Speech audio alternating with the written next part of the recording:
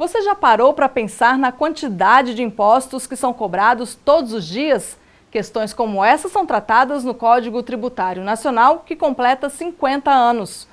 Tudo que você compra tem um tributo embutido. Todo serviço público prestado é fruto de alguma taxa. E quem paga por tudo isso é você, o cidadão contribuinte. Esses são só alguns. Se a gente fosse falar de todos, encheria essa tela.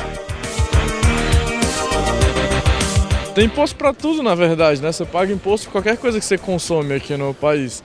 Qualquer lanche, qualquer coisa do tipo já está ali já.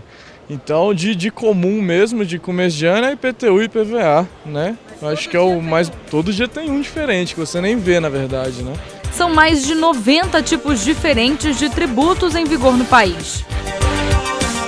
Desde sempre a gente paga muito imposto, só vai aumentando essa carga tributária. Eles estão no consumo, na renda e no patrimônio dos brasileiros. E exatamente o que é de consumo que pesa mais no bolso. Pode representar mais de 80% no preço de um produto. A gasolina, por exemplo. Sabia que 56% do que você paga são impostos? E não para por aí. Praticamente metade do valor da conta de luz também. Está achando muito? Pois os recordistas em impostos são as bebidas alcoólicas, que ultrapassam os 80%. Os perfumes nacionais, quase 70%. E os videogames, que somam mais de 70% de impostos. É muito quando a gente pensa no retorno de serviços públicos de qualidade à população. Isso comparado, claro, ao que o contribuinte paga. Foi o que mostrou uma pesquisa do Instituto Brasileiro de Planejamento Tributário. Pelo 5º ano consecutivo, o Brasil ficou em último no ranking, atrás dos nossos vizinhos Uruguai e Argentina. Significa que o Brasil presta os piores serviços entre os 30 países pesquisados, com as maiores cargas tributárias do mundo. Não dá mais para continuar pagando uma das maiores cargas tributárias do mundo sem ver uma contrapartida, ao menos satisfatória, do Estado. E como mudar essa realidade? 1/3 dos processos julgados pela primeira sessão do Superior Tribunal de Justiça é de matéria tributária.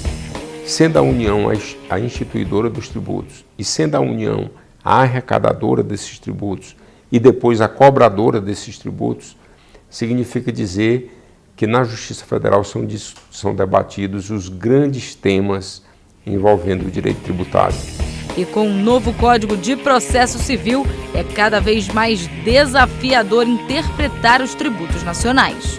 Só a desburocratização, sem mexer em alíquotas, já seria um avanço monumental. E para decifrar as barreiras de altas cifras, nada melhor do que falar sobre elas. O seminário dos 50 anos do Código Tributário Nacional trabalhou o tema do procedimento administrativo. É aquele tendente a apurar um crédito tributário em favor do fisco, né? Mediante confronto de argumentações apresentadas pelo fisco e pelo contribuinte. Diante disso, o Brasil tenta encarar uma grande barreira, a superação do déficit público. Um déficit público só pode ser reduzido de duas maneiras. Uma é limitando os gastos e a outra é aumentando a receita.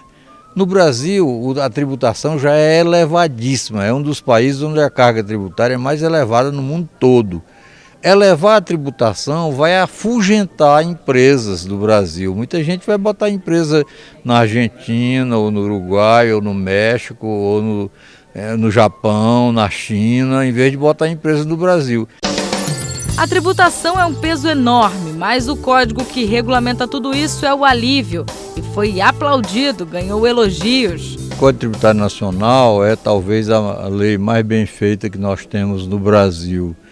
E discutir a importância do código é muito importante para que as pessoas conheçam e tenham mais interesse na leitura do próprio Código Tributário. O processo judicial tributário não ficou de fora dos painéis. Afinal, é uma das maiores demandas na Justiça. Antes da Constituição de 88 e após, perceberam perfeitamente o aumento da procura do Poder Judiciário pela sociedade brasileira, o que é uma boa coisa. Mas isso se reflete também no agigantamento da demanda para a qual, muitas vezes, as nossas instituições judiciárias não estão preparadas. E é o que mostrou o último relatório Justiça em Números. Entre as demandas mais recorrentes, o direito tributário ligado à dívida ativa está em terceiro lugar. Mais de 1,5 milhão de novos processos. A questão não é apenas o fato de ser um processo, mas ser um litígio. Isso revela o aumento da litigiosidade, inclusive, de um modo muito especial, na esfera tributária, mostrar que existe algo errado no nosso sistema tributário, a chegar a esse nível de litigiosidade. E como conciliar segurança jurídica e mudanças na jurisprudência? Quais seriam os efeitos dessas mudanças? Mas houve uma modulação legislativa para o passado. Com isso, a Receita Federal não pôde aplicar as multas, cobrar, né? Mas, na verdade, a responsabilidade era do Poder Judiciário.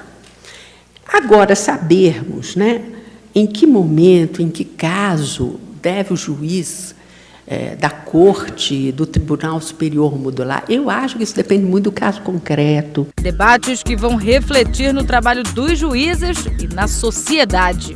Nós conseguimos nesse evento um diálogo direto entre os ministros que interpretam e aplicam as leis tributárias aqui no STJ e os professores e advogados que atuam nessa área, né? Então eu acho que foi muito proveitoso para nós, ministros e professores, e também para a audiência que pôde se inteirar melhor de todos esses debates, né? E como a Justiça Federal é a justiça que julga as causas envolvendo os tributos da União, nada mais justo do que a AJUF, que é a Associação dos Juízes Federais do Brasil, apoiar a comemoração dos 50 anos do Código Tributário Nacional.